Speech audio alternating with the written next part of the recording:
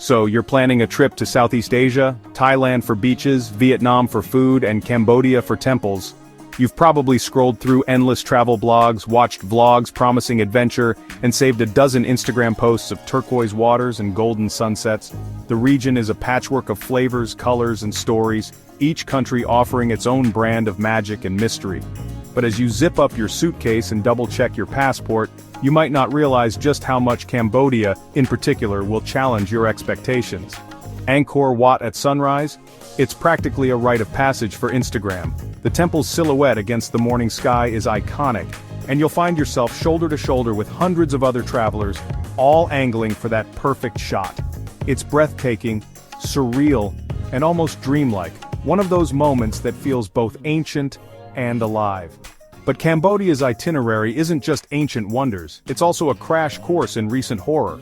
Beyond the postcard-perfect temples, you'll encounter reminders of a past that's not so distant, sites that tell stories of unimaginable suffering and resilience.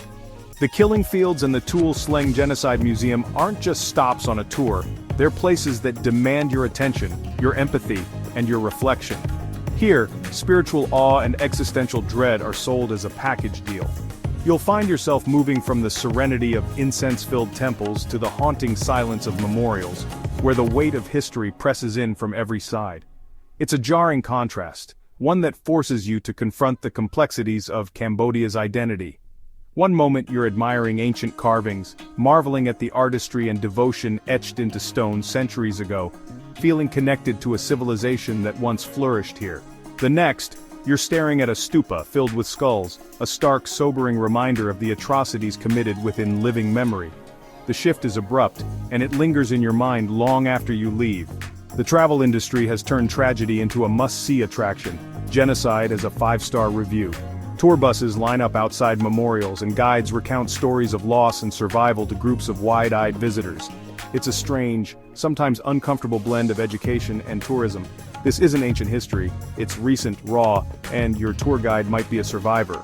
The stories you hear aren't just facts, they're lived experiences shared by people who carry the scars of Cambodia's past.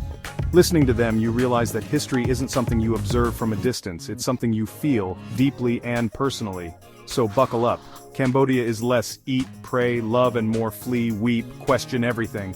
It's a destination that will shake you, move you, and leave you with more questions than answers. You'll find yourself reflecting on the resilience of the human spirit, and the ways in which beauty and pain can coexist in the same place. You'll leave with beautiful photos, cheap beer, and stories that are impossible to forget. The nightlife is lively, the food is delicious, and the people are warm and welcoming, but the memories of what you've seen will stay with you long after the party ends. And in the end, Cambodia gives you more than just a history lesson. It gives you a new lens through which to see the world, and a deeper understanding of what it means to travel with your eyes and your heart wide open. How did Cambodia get here? In 1975, the Khmer Rouge, led by Pol Pot, stormed Phnom Penh. Their plan? Year zero: erase everything: cities, money, religion, even families. Everyone was forced into the countryside for purification, a death march disguised as utopia. The regime blew up banks, shut down schools, and tried to erase the past. It was decluttering by mass murder. Clocks, calendars, and personal possessions, gone. The goal: create a new human who existed only for Angkor, the faceless state. For 4 years, Cambodia became a nightmare of starvation and forced labor. The Khmer Rouge didn't just take power, they tried to erase reality itself. The result: a society bulldozed into oblivion with millions lost.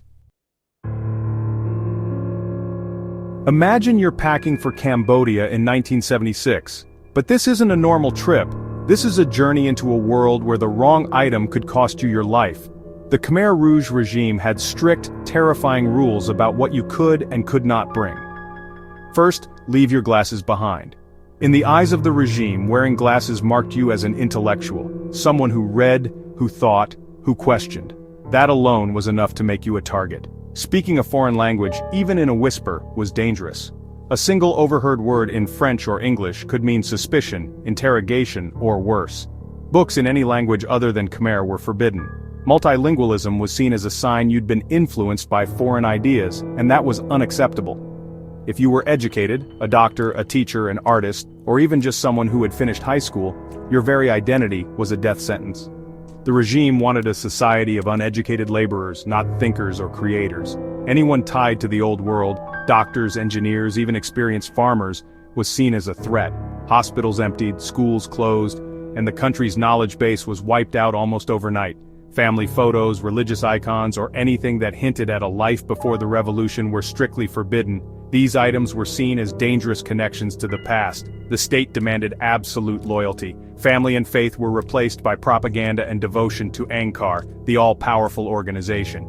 Children were separated from their parents, taught to report on their families, and religion was outlawed.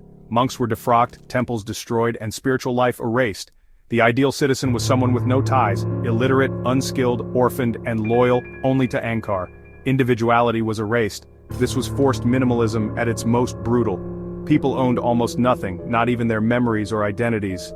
The Khmer Rouge dreamed of an agrarian utopia, but their methods destroyed the very people who could have built it.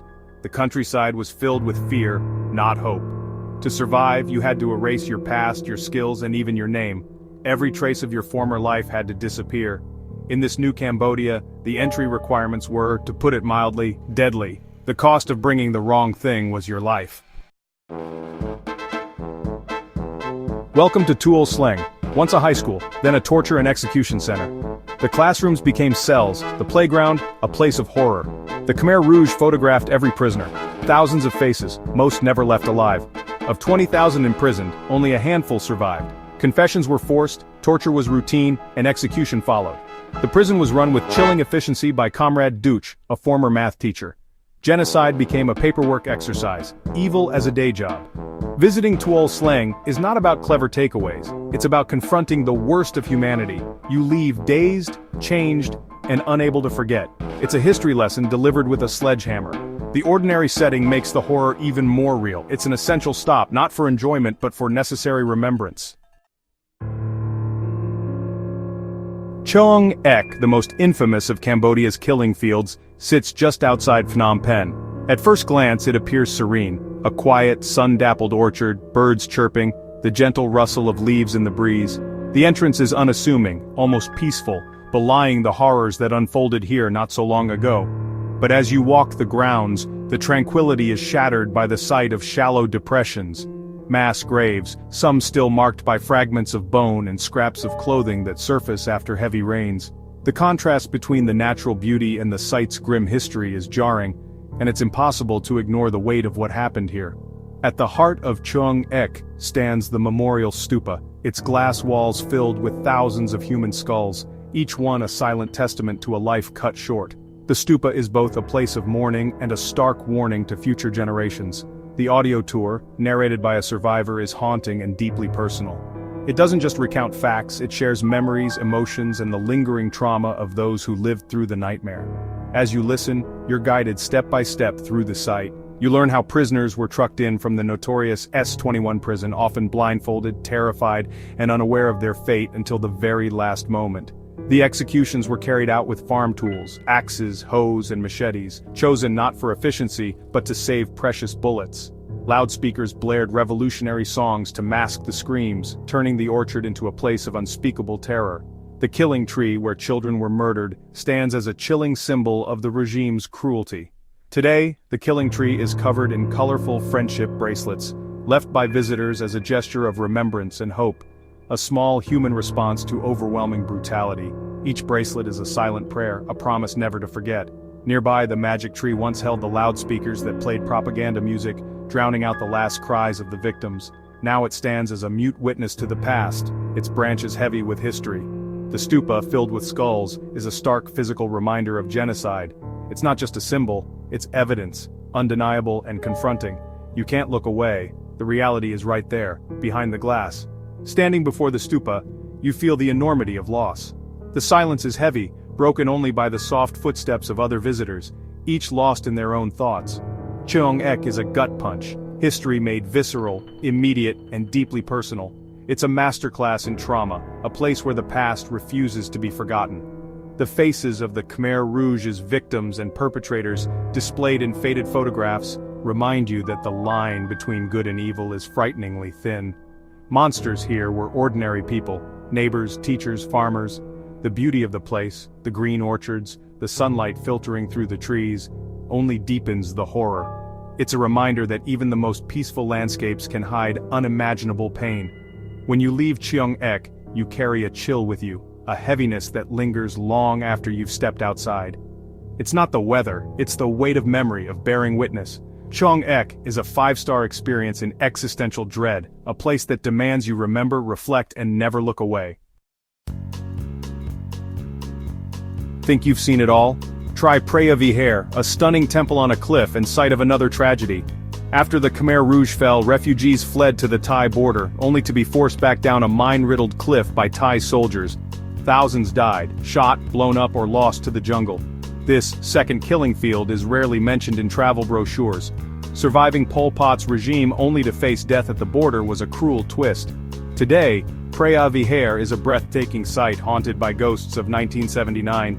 The view is beautiful, but the history is brutal. It's a UNESCO site with a dark past, adventure with a side of horror. The landscape's beauty is forever shadowed by its history. Where was the world during all this? The answer? Complicit and distracted. US bombing during the Vietnam War destabilized Cambodia, fueling the Khmer Rouge's rise. When Vietnam ousted the regime, Cold War politics took over. The US and China refused to recognize the new government, supporting the Khmer Rouge in exile. Pol Pot lived out his days unpunished. Justice came decades later, and only for a few. The world's response was a masterclass in political convenience. Cambodia's tragedy was a pawn in a global chess game. The lesson principles are easily sacrificed for power. The killing fields are a story of both local horror and global indifference. Today, the killing fields and Tuol Sleng are tourist hotspots, sandwiched between river cruises and cooking classes. Visitors walk the paths of victims, listen to stories, and snap selfies in front of skulls. Tragedy has become a business. Snacks, souvenirs, and solemn tour guides. The transition from horror to commerce is jarring. Dark tourism walks a fine line between remembrance and spectacle. Are we here to learn or just to feel something intense? We visit, reflect, and then move on, often to a beach party. The sites remain, shifting from places of death to memory and commerce. Cambodia is selling its trauma, and the world keeps buying. It's a messy, human way of dealing with an inhuman past. After all the horror, what's the takeaway? We say we learn from history, but do we? Never again is repeated at every memorial, yet genocides continue. Our shock is endless, but action is rare. Learning from history takes more than a museum visit. It takes willpower we rarely muster. For most, the lesson is personal gratitude for your own safety, and a brutal perspective check. You leave with unease, not answers. Maybe the point isn't easy solutions, but discomfort, a shattered worldview. The real souvenir is a lingering shadow, not a t-shirt. There are no easy lessons, just the truth that evil is always closer than we think. And that perhaps is the only lesson worth traveling for.